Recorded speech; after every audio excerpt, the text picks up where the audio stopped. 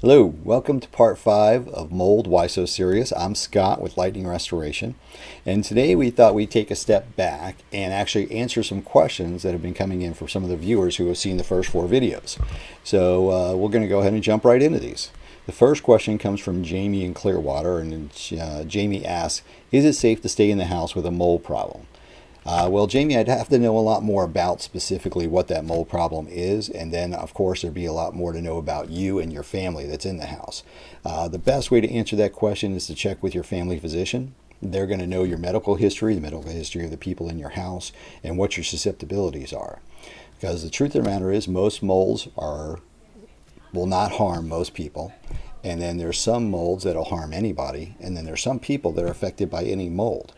So now if you have people in the house that are very young, like under the age of 2, the respiratory system is not fully developed yet, they can be very harmed by mold, and it's not a good idea for them to be in that environment. Just the same with the elderly. If you have anybody who's a little bit older and they have lowered immunity systems, they also can be very susceptible. It's not a good idea for them to be in that environment. And then, of course, there's people with COPD, asthma, anybody who has immune deficiency disorders. Not a good idea for them to be there. Check with your family physician. On the flip side, there are some molds out there that are not very toxic or toxic at all. And then there are some molds that are extremely toxic. So getting some testing up front might be able to tell you exactly what you're dealing with and how far into the house the contaminants go. So you know whether it's necessary to actually leave the house, or you can just isolate the space that's affected until it's remediated. Okay. Question number 2, if I have black mold, is it necessarily the very toxic mold you see on the news all the time? That's an excellent question, and one we get all the time as well. The truth of the matter is, again, there's literally 100,000 species of mold plus out there. A lot of them are black, and a lot of them are non-toxigenic at all.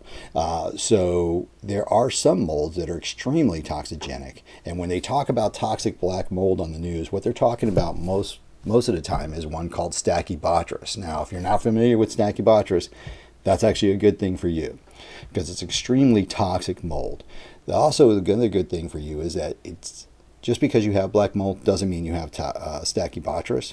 Stachybotrys we don't find on a regular basis in people's homes, but we do find it from time to time. And the reason why is because Stachybotrys takes a long time to grow. It's not something like a Penicillium aspergillus or a Cladosporium that tends to grow in like 24 to 72 hours.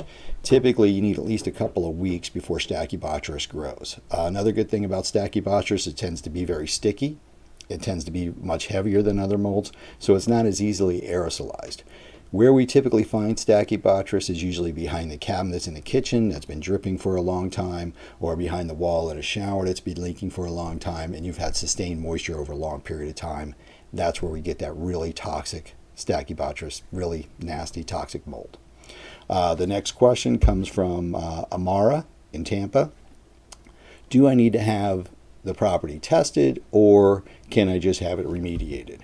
That's also a very good question. And really what this comes down to, the most important thing here, 2 factors. Number 1, are you going to file an insurance claim? And number 2, has the mold been contained to one area, or is it suspected to have drafted into other areas? So going back to number 1, the first point is, are you going to file an insurance claim?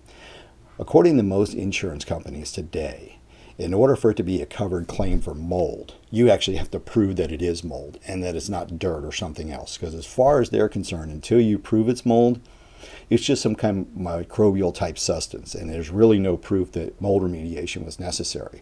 So in order to get it covered and to get it paid for by the insurance company, you have to show them that it was mold, and you hire a third-party industrial hygienist who comes in and does that testing. Okay, now the great thing about an industrial hygienist coming in and doing the testing is these are people that are experts in their field and can look under a microscope and tell you exactly what type of mold you're looking at and what the levels are. They also have the availability to send it out to a third-party lab to get third-party confirmation of everything that they're finding. So the truth is that if you're going to be filing an insurance claim, absolutely 100% get testing every single time, even if it's just a minor amount. The second point was, is it suspected that they may have cross-contaminated in other areas of the house?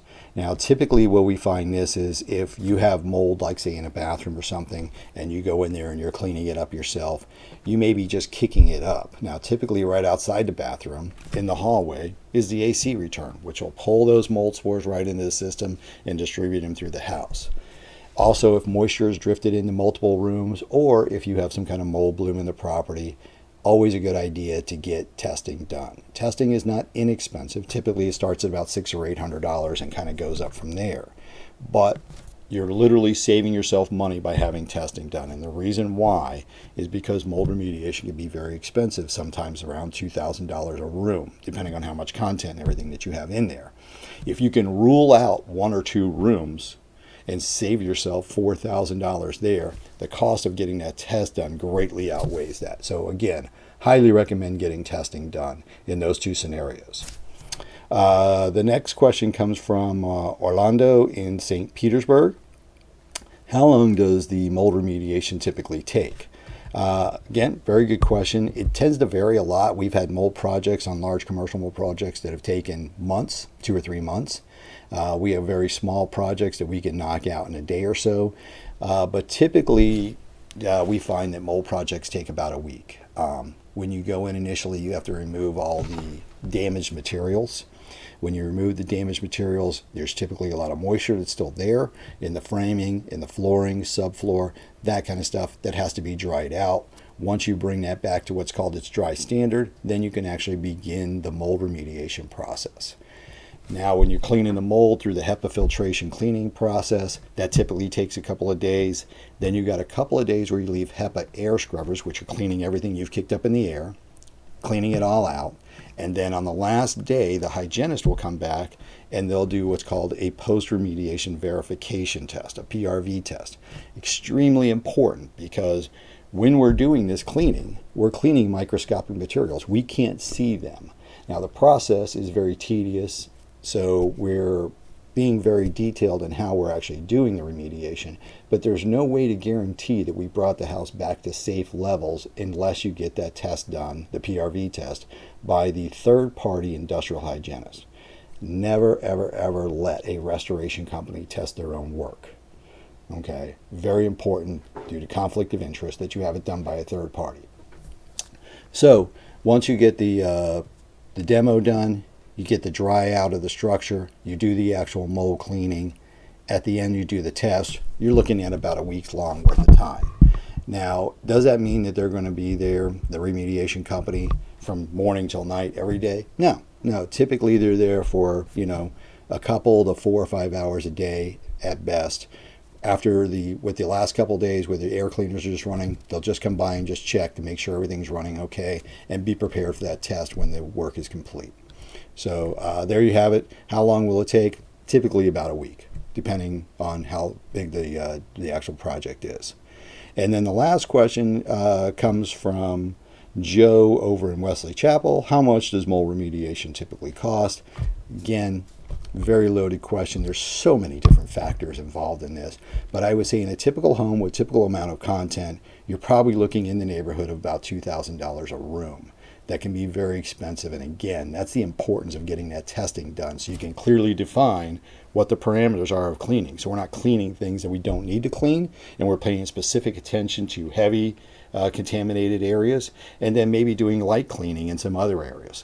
And all that will balance out the cost tremendously. So again, thank you so much for watching the videos. I greatly appreciate you sending in the questions and engaging the series that we're doing here. If you have any more questions, feel free to give us a call or send us an email or go through our website.